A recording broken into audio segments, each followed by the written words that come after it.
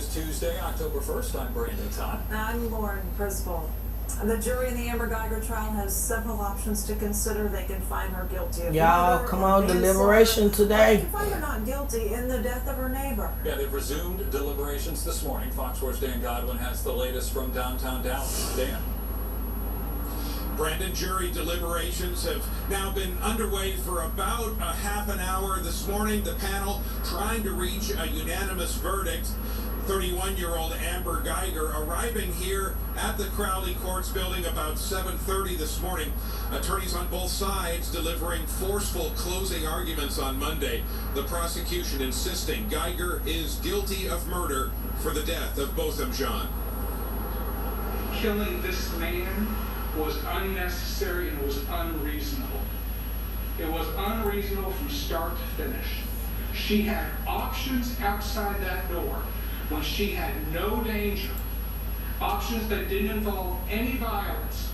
By your verdict, you can also tell. In their closing argument yesterday, defense attorneys argued that Amber Guyger was acting in self-defense based on the facts she knew at the time. They insisted she thought she was in her own apartment instead of Botham Jean's by mistake.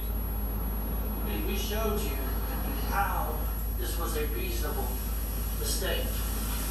The state, what did they bring you? Everything that they have done has been to try to distract you and trick you from looking at the law in this case, because they know that if you apply it correctly, that Amber Guyger is not guilty.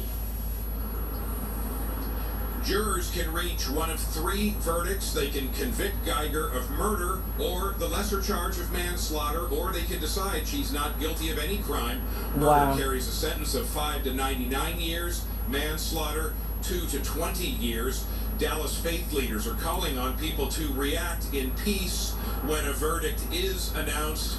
They point out that Botham Jean was a man of peace. Reporting live outside the Crowley Courts building, Dan Godwin on Good Day. All right, Dan, thank you. Will you welcome? Okay, y'all, this is about, we have a police officer here in Dallas that went into a wrong resident, and she shot the black man, and she's trying to file since she was in the right. So I don't think she was in the right, because she's saying she was delusional and on the wrong floor. Her apartment was on the second floor. Her apartment was on the third floor. His apartment was on the second floor, and she went to the second floor instead of the third floor. Okay, and stuck the key in the door, and where the main door was unlocked, and she went in, and when she went in, she saw him and she shot him. And it's been a big thing here in Dallas with her trying to get off. So that's what this is about.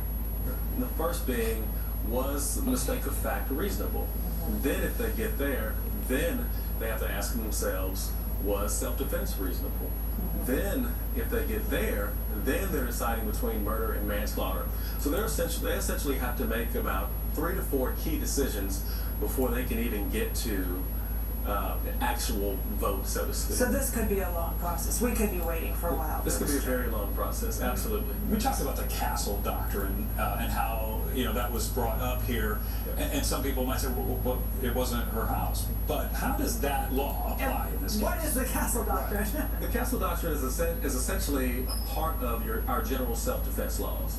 And they essentially say that there's a presumption that you can use deadly force in your home if it's reasonable. But reasonableness is still the standard. And that's why Jason Hermas hammered on that so much in his closing argument. Jason Fine stated that mistake of fact was not appropriate. But if you believe that her belief in that was reasonable, then you still have to go to self-defense, which is where Castle Doctrine comes into play. And so, did she have other options? Was it immediately necessary for her to do that? And so, of course, the state is saying it was not immediately necessary because there are things that you could have done before walking in and even after walking in.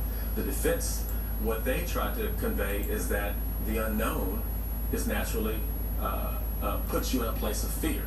And therefore, at that point, Castle Doctrine does apply once you pass mistake of fact and she was reasonable with her actions. Well, and she was a police officer. She has police training. I mean, they've asked her over and over again. I feel like, what kind of training did you have? What do you do in a situation if you're an officer? Yeah. So that has to affect the jury in some way, knowing even though she was off duty, she still had all of her gear on. I mean, that still has to impact the jury in some way, knowing that she's trained for situations like this. Absolutely. I think it can cut both ways. I think on the one hand, I think that your ordinary reasonable person, they believe that police training is reasonable training.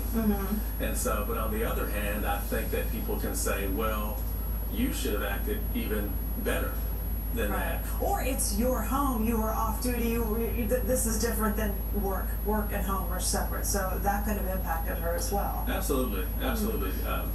I was just say, you said something to me earlier I thought was fascinating. You said the jury could believe her and still convict her. Absolutely. And that's where the law kind of cuts both ways again. The jury could believe that she truly thought that this was her place of residence, Right. but still, in their minds, think that that belief was not reasonable. And Okay. so that's what they have to decide. Was her mistake of fact reasonable? Not only was she truthful with that in believing that it was her place, but also, was that truth reasonable? Like, would they have done that, or would an ordinary reasonable person have also thought that that was their residence as well? So like putting themselves in her shoes, how they would have handled it. Okay, the jury continuing to deliberate right now. That started just a little bit ago. These are live pictures at the court right now. Thank you so much for your insight. We appreciate it. We're going to live stream the verdict on our station Facebook page whenever it happens. Just search Fox 4 News.